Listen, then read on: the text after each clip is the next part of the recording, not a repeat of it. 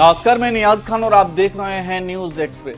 7 राज्यों में 13 सीटों पर उपचुनाव हुआ, जिसमें सिर्फ 2 सीटें ही बीजेपी जीत पाई। बीजेपी की इस करारी हार ने एक बार फिर राजनीतिक बहस तेज कर दी है। विश्लेषक कह रहे हैं कि अब जनता जाग गई है और बीजेपी का पतन शुरू हो गया है।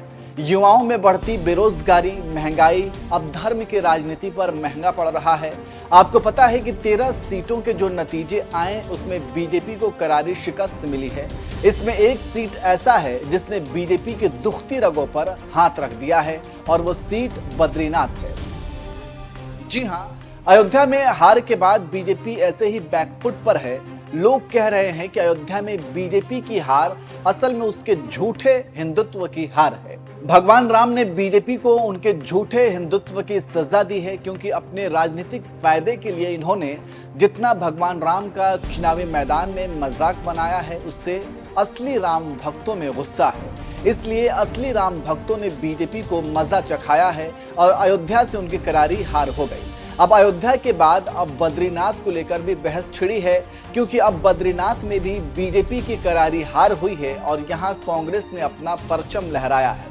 अब चूंकि 7 राज्यों में 13 सीटों पर बीजेपी की करारी हार हुई है, सिर्फ 2 सीट ही निकाल पाई है, इसलिए अब कहा जा रहा है कि यूपी में होने वाले उपचुनावों को लेकर बीजेपी डर गई है। लोकसभा चुनाव में यूपी में बीजेपी का क्या हाल हुआ ये बताने की जरूरत नहीं है।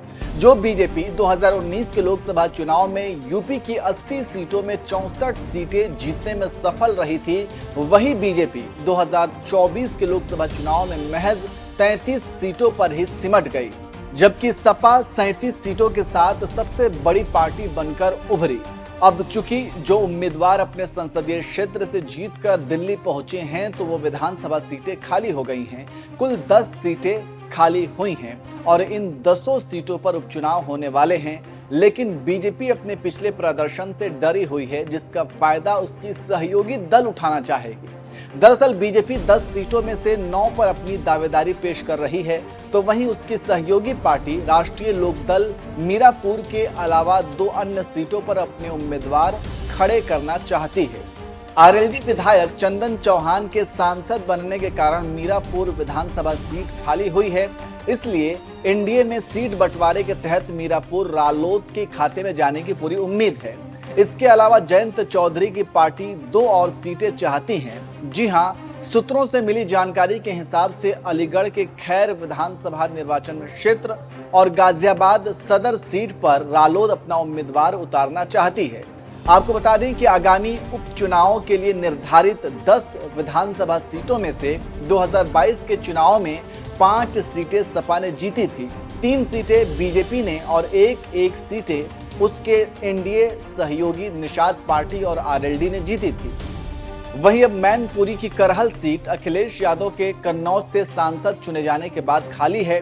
अयोध्या जिले की मिल्कीपुर विधानसभा सीट सपा विधायक अवधेश प्रसाद पासी के सांसद बनने के बाद खाली हुई है। अलीगढ़ जिले की खैर विधानसभा सीट भाजपा विधायक अनूप प्रधान वाल्मीकि के हाथरस लोकसभा क्षेत्र से सांसद निर्वाचित होने के कारण खाली हुई।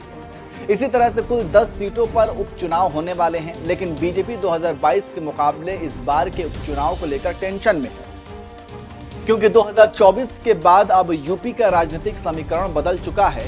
यूपी में बीजेपी कमजोर पड़ी है, जिसके बाद उसकी सहयोगी पार्टी एक बार तो चाहेगी कि चुनाव से पहले एक बार सीटों को लेकर बंटवारा हो जाए। वहीं बीजेपी अपनी शक्ति प्रदर्शन के लिए उपचुनाव में पूरा जोर लगा देगी। अब देखना होगा कि उपचुनाव में क्या कुछ होता है, इसका नतीजा क्या कुछ आता है। वैसे आपको क्या लगता है, 13 सीटों के नतीजों में जिस तरीके से बीजेपी को करारी हार मिली है, क्या ठीक ऐसा ही कुछ यूपी में होने वाले उपचुनाव के नतीजों में देखने को मिलेगा? कमेंट करके अपनी राय हमें जरूर दीजिए।